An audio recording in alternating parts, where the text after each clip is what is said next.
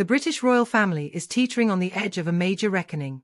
This isn't just about tradition or pageantry anymore, this is about power, legacy, and control. And at the center of this storm is King Charles III, a man determined to solidify his reign at any cost, and his son, Prince Harry, a figure who has become as polarizing as he is relentless in his pursuit of independence. The tension between them? It's not just family drama, it's a battle that could redefine the monarchy itself. Let's not sugarcoat this. Prince Harry's decision to step away from royal duties back in 2020 wasn't just a quiet departure, it was a seismic event that shook the institution to its very core. And now, years later, the cracks left behind are still widening. The latest chapter in this ongoing saga? Harry's alleged request to view Queen Elizabeth II's will. Sounds simple enough, right? A grandson wanting to understand his grandmother's final wishes. But in the world of the British monarchy, nothing is ever that straightforward. Reports from palace insiders suggest that King Charles was absolutely livid at the request. This wasn't a polite no from the king, it was a firm, almost cold, rejection. The message was clear: Harry, as someone who chose to leave the institution, has no right to meddle in royal affairs anymore. And Charles didn't mince words. He reminded his son, in no uncertain terms, that being born into royalty doesn't mean you're entitled to everything. If you're not a working member of the family, you don't get a seat at the table. Now, think about the weight of that. This isn't just a father speaking to his son. This is the King of England drawing a line in the sand.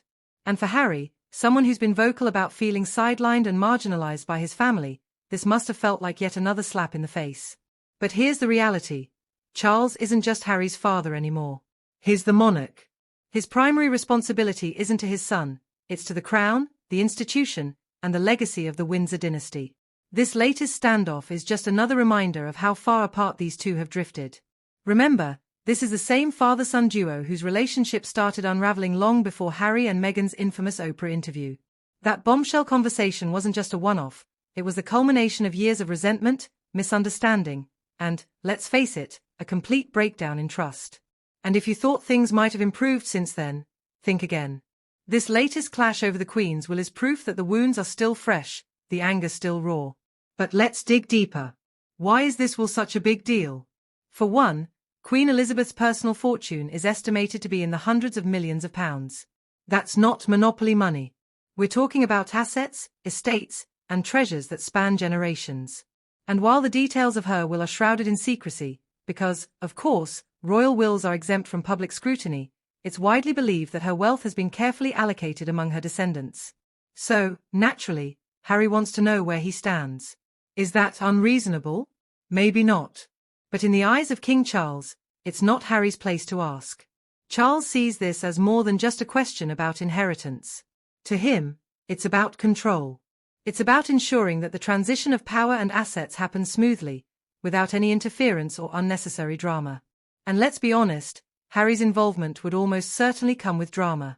Whether it's intentional or not, his actions have a way of creating headlines, and Charles has no interest in fueling the media circus any further. But here's where things get even more complicated. For Harry, this isn't just about money or assets, it's about respect. It's about feeling like he's still part of the family, even after stepping back from royal duties. And that's where the real conflict lies. Because from Charles's perspective, Harry made his choice. He walked away. He chose freedom, independence, and a life outside the royal bubble. And with that choice came consequences. You can't have it both ways. You can't reject the institution and still expect to reap its benefits. So where does this leave us? Right now, it feels like a stalemate. Charles is digging in his heels, determined to assert his authority as king. And Harry, well, he's no stranger to pushing boundaries.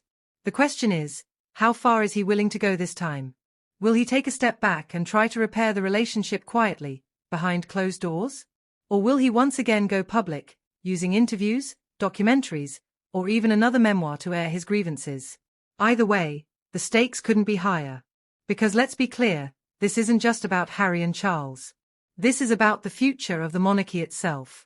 The House of Windsor has survived wars, scandals, and countless controversies over the centuries. But in today's world, where public opinion can shift in an instant and social media can amplify even the smallest misstep, the margin for error is razor-thin. And right now, the royal family is walking a very fine line. Charles knows this. He knows that any sign of weakness, any hint of dysfunction, could undermine the monarchy's credibility. That's why he's so determined to set boundaries, to establish himself as a strong, decisive leader. But at what cost?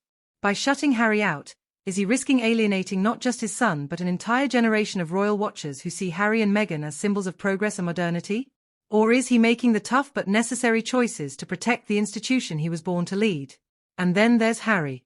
He's in a unique position, half in, half out. He's still a prince, still part of the royal bloodline. But he's also an outsider, someone who's chosen to carve his own path. That duality is both his greatest strength and his biggest weakness. It gives him a platform to speak out, to challenge the status quo.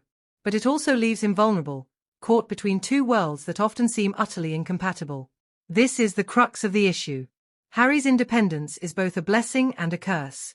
It's given him the freedom to live life on his own terms, but it's also isolated him from the very institution that shaped his identity.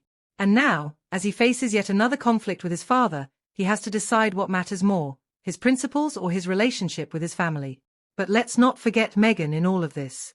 While she stayed relatively quiet in recent months, her influence on Harry is undeniable. Together, they've built a brand that's centered on authenticity, vulnerability, and speaking truth to power. But that brand is also at odds with the royal family's mantra of never complain, never explain. And that clash of values is what makes this situation so combustible. So what happens next? Honestly, it's anyone's guess. The royal family has always operated behind a veil of secrecy, and much of what we know comes from whispers and speculation.